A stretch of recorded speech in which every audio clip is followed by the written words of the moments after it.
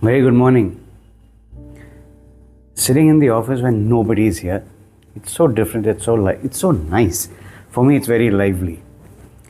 But while I was driving here, two words were playing in my mind. I guess it came up a couple of times in the past week. Expectancy and acceptance. Yeah. Expecting something and vis-a-vis that you accept something.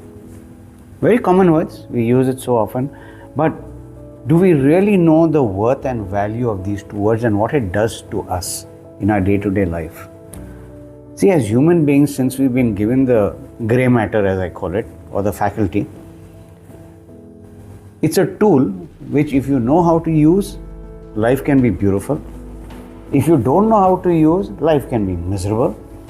And if you don't tap into it, you have a lifetime for it, and something is really wrong with you. As I said, I speak from my experience. So when these two words came up again and again, and off late, I kind of deep dived into it a little more, and I said, it is so true. And you've heard it many times. Have no expectation, your blood pressure is okay. You have expectation, then be ready to play a ping pong match with your blood pressure. So why invite something when you have the tool to control that environment? The way I look at it, whatever I need to do, whether it's at home, whether it's outside, whether it's at work, irrespective, wherever I'm going, in whatever activity I am doing, whether it's in thought, words, or action, I do it to the best of my ability, the way I understand it, based on my knowledge and my experience, for my own growth, and at the same time, without being selfish, for the good of others, wherever possible. So it's as simple as this. If I am assigned a task to create some work for a client, and I have to give it at a particular time, maybe a week after today, then I will give it my very best, keeping everything aside and prioritizing my work in such a way that I get everything ready a day before I need to give it, and if possible, give it a day before I've given the deadline. Now, what does the client think? What is he going to say? It's beyond my control, and I'm not worried. If I start saying I expect him to call, I expect him to write and sing my praises, or say it's very nice and here's the contract, then I'm barking up the wrong tree.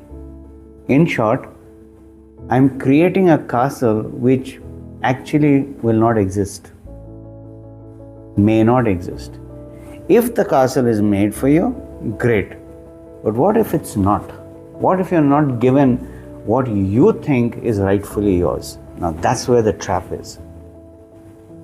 We do things for people, we help people, we go all out, we sacrifice. Parents sacrifice, teachers sacrifice, children sacrifice. Everybody sacrifices one way or the other in some walk of their life. But the problem comes, and the pitfall is that when you do, you're waiting for something to come in return. However, if you were to switch it, flip it, and say, okay, I've done my bit, whatever comes to me, whether I like it or not, I accept it. I don't get what I'm thinking I should get, I'm okay with it. The word is, I am okay with it. You may get hurt, very possible, you're human, but how much do you grind that hurt and pain into your system depends on you. And that's where the pain is. That's where you literally destroy yourself, destroy your spirit, which is not worth it. It's not worth anybody, because the universe, the creator, has given you that faculty to go upwards, not down. But if you do fall, he's given you that strength, he's given you the faculty again to work on yourself and bring yourself up. You will be able to do that in any walk of life if you start accepting things the way they are. It is what it is. This is my formula. It is what it is.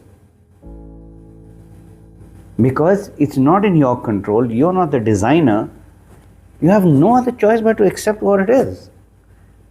It's like this office here. It's got this design. I may not like it, but it is what it is. Now, do I make the best of it? Or do I might cry myself out every time I come here and say, what a horrible decor. How horrible this is. How horrible, how horrible. You're making yourself horrible. And your environment is the reflection of you. This is something I've understood and I've seen it play out in front of me time and again. It is really true. The way you mold yourself by way of accepting what is not in your control is the way it's going to take you forward with confidence, with perseverance, and with no fear of falling in the process. And that's what makes life beautiful. That's what makes it interesting. So, I leave these two words with you. Expecting vis-a-vis accepting. Think about it. Have a lovely day.